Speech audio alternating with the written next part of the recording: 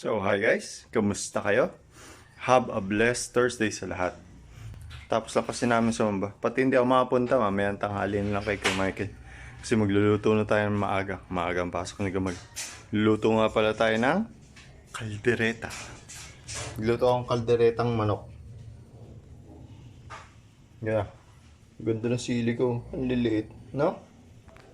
Sarap ng sili na yun. Kaya tara, umpisahan na natin. Nagsalang na pala ako ng kawali. Naglagay na rin ako ng mantika para maumpisahan na natin to. May twist nga pala yung gagawin kong kaldereta. May tidbits ako ilalagay para medyo aloha. Nilagay ko na nga pala yung bawang. Sasakotsa ko lang muna yan para labasin yung lasa at susunod na natin si sibuyas. Yan. Para susunod na natin yung sili. Naiiwa ko na nga rin pala yan.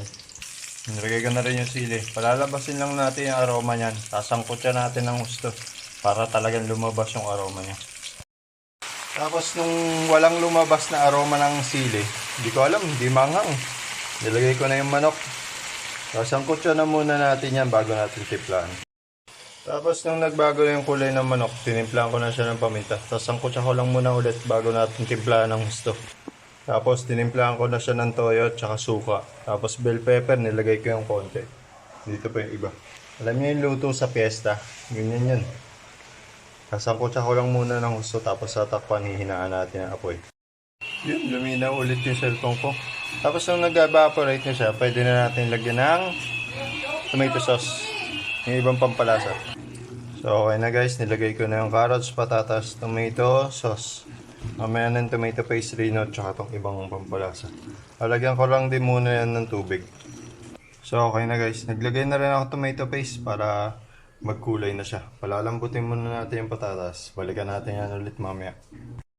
So okay na guys, mahinang apoy na. Balikan natin mamaya ulit. Kasi maglilinis pa ako eh. Kaya balikan natin ulit mamaya. So guys, update. Malambot na yung patatas. Tapos nabukas na yung sabaw. Pwede natin lagay yung rino. Wait lang. Okay na, haluin ko lang muna. Wait lang. Tapos na nakombine na ng gusto, nilagay ko na yung siling green, bell pepper, tsaka yung tidbits. Haluin ko lang muna siya bago natin sabihin ha.